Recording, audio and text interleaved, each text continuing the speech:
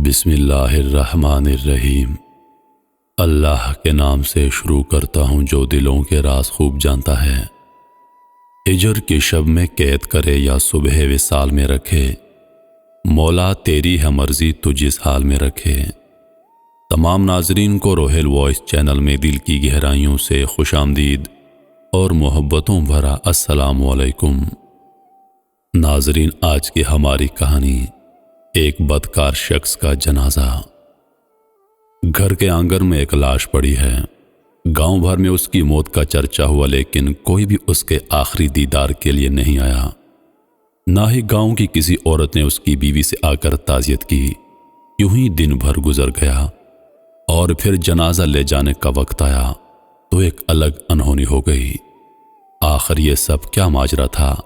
آئیے ایک عبرتناک رودات کی حقیقت سے پردہ اٹھاتے ہیں۔ ایک روایت ہے، برسوں پہلے کسی گاؤں میں ایک شخص اپنے خاندان سمیت رہا کرتا تھا۔ وہ بہت زیادہ بد چلن تھا، ہر وقت شراب کے نشے میں دھت رہتا۔ گاؤں کا کوئی بھی شخص اس کو پسند نہیں کرتا تھا۔ وہ محنت مشقت کر کے جو بھی کماتا، اس کا زیادہ تر حصہ وہ اپنی شراب پینے کی عادت پر لگا لیتا۔ اس کے ساتھ ساتھ اس کی بیوی اور بچے نہایت مفلسی کی زندگی بسر کر رہے تھے۔ وقت گزرتا جا رہا تھا اور اس آدمی کے جسم میں شراب خون کی جگہ لے رہا تھا۔ وہ اپنے اور اپنے خاندان کے لیے جس قدر محنت کرتا جا رہا تھا، اسی قدر اس کی صحت خراب ہوتی جا رہی تھی، جیسا کہ اس کے گاؤں والے ہرگز پسند نہ کرتے تھے۔ تو اسے کوئی بھی اپنے ہاں مزدوری کا کام نہیں دیتا تھا اور ہمیشہ ہی اسے کام کرنے کے لیے کسی دوسرے گاؤں کا رخ کرنا پڑتا۔ اس کی بیوی بھی البتہ کچھ نہ کچھ سلائی وغیرہ کر کے اس کا ہاتھ بٹاتی تھی، لیکن اب وہ بہت زیادہ بیمار رہنے لگا اور ایک دن ایسا آیا کہ وہ بیچارہ مر ہی گیا۔ اس کی میت اس کے گھر کے آنگن میں رکھی گئی تھی۔ اس کے معصوم بچے اور اس کی بیوہ اس کے پاس بیٹھے اپنے آخری سہارے کو حسرت بھری نگاہوں سے دیکھ رہے تھے۔ کچھ بھی ہو، بچوں کے لیے تو ان کا باپ دنیا کا سب سے اہم شخص ہوتا ہے، لیکن اس سے بھی بڑھ کر تکلیف دہ بات یہ تھی کہ گاؤں میں ہر گھر کو پتہ چل چکا تھا کہ اس آدمی کی موت ہو گئی ہے، لیکن کوئی بھی ان کے گھر نہ آیا۔ اس کی شراب پینے کی عادت کی وجہ سے گاؤں کے سبھی لوگ اس سے نفرت کرتے تھے۔ اس کے گھر میں کوئی مرد نہ تھا، لہٰذا اس کی بیوی کو ہی اس کی آخری رسومات کے تمام تن انتظامات کرنا تھے۔ وہ نیک عورت اپنے معصوم بچوں کو اپنے باپ کی میت کے پاس بٹھا کر بازار گئی، اس کے لیے کفن خریدا، ایک غسل دینے والے شخص کو بلا کر لائی اور گاؤں کے قبرستان میں جا کر اس نے گورکن سے اس کی قبر کشائی کے لیے بھی کہا۔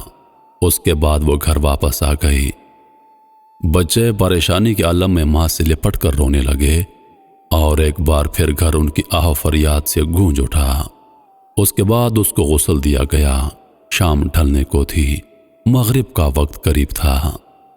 نماز مغرب کے بعد اس کا جنازہ لے جانا تھا، لیکن گاؤں کا کوئی آدمی نہ آیا۔ اس نے کئی گھروں میں جا کر اس کے جنازے کے لیے محنت سماجت کی، مگر کسی کے دل میں انسانیت نہ جاگی۔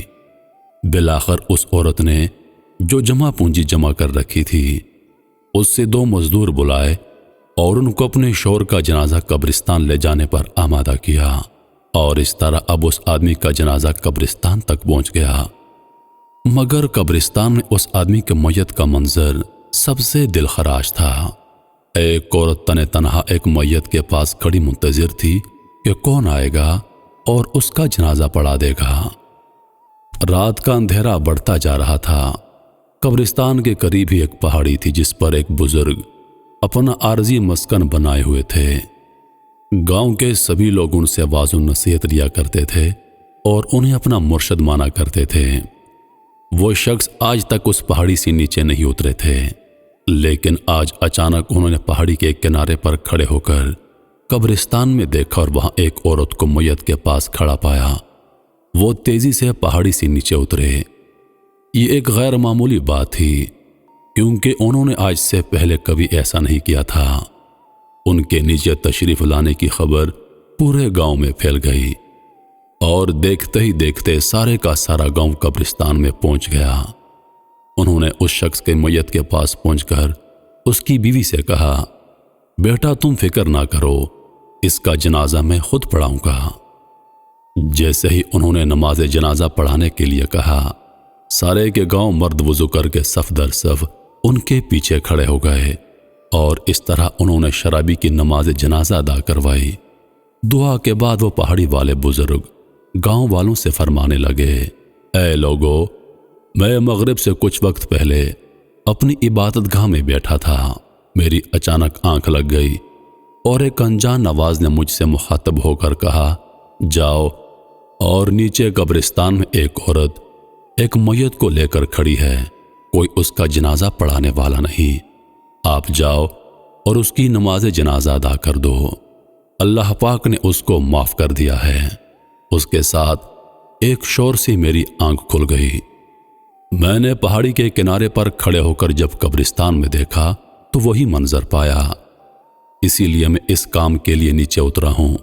اس کے بعد وہ اس کی بیوی کی جانب متوجہ ہوا اور دریافت کیا، اے نیک عورت، تو مجھے یہ بتا دے کہ یہ شخص ایسا کون سا کام کرتا تھا کہ اس پر ایسا زبردست اور غیبی نظر کرم ہوا ہے؟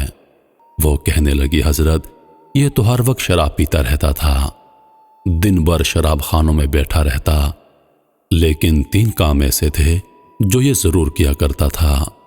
ان میں پہلا یہ کہ میرا شوہر ہر رات شراب پینے کے نشے میں رہتا اور اسی حالت میں سو جاتا، لیکن جیسے ہی صبح اس کی آنکھ کھلتی یہ فوراً باجماعت نماز ادا کیا کرتا۔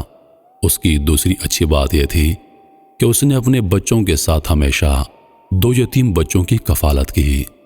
ہماری 4 اولاد میں سے 2 بچے ہمارے ہیں جبکہ 2 بچے یتیم ہیں۔ اور تیسری عادت یہ تھی کہ جب بھی اس کا شراب کا نشہ اتر جاتا تو یہ رو رو کر اللہ پاک سے معافی مانگتا، رات میں جب بھی اس کا نشہ اترتا یہ گڑ گڑا کر اللہ پاک سے دعا کرتا، اے اللہ تو ہی میرا مالک ہے، میرا اپنی اس بری عادت پر اختیار نہیں، پتہ نہیں تو مجھے جہنم کے کون سے کونے میں ڈال دے گا۔ بس یہ انہی الفاظ کے ساتھ رات بھر اللہ پاک سے فریاد کرتا رہتا۔ یہ سن کر وہ بزرگ فرمانے لگے، اللہ پاک نے اسے معاف کر دیا ہے۔ اس کے بعد سب گاؤں والوں نے مل کر اس کی تدفین کی۔ محترم ناظرین، حدیث مبارکہ ہے کہ ایک بار حضور نبی کریم صلی اللہ علیہ وآلہ وسلم صحابہ کرام کے ساتھ تشریف فرما تھے کہ قریب سے ایک جنازہ گزرا۔ یہ دیکھ کر حضور پاک صلی اللہ علیہ وآلہ وسلم ادب سے کھڑے ہو گئے۔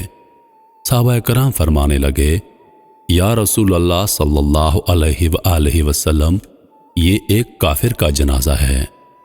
آپ نے جواب دیا، کافر ہے تو کیا ہوا، انسان تو ہے۔ بس ان باتوں سے پتہ چلتا ہے کہ اللہ اور اس کے رسول صلی اللہ علیہ وآلہ وسلم کے نزدیک انسانیت کا درجہ سب سے افضل ہے۔ کسی کو بھی اس کے ظاہر سے نہیں جاننا چاہیے، بلکہ انسانیت کے ناطے ایک دوسرے کے ساتھ حسن سلوک سے پیش آنا چاہیے۔ اور کہتے ہیں کہ نفرت گناہگار سے مت کرو بلکہ نفرت گناہ سے کرو۔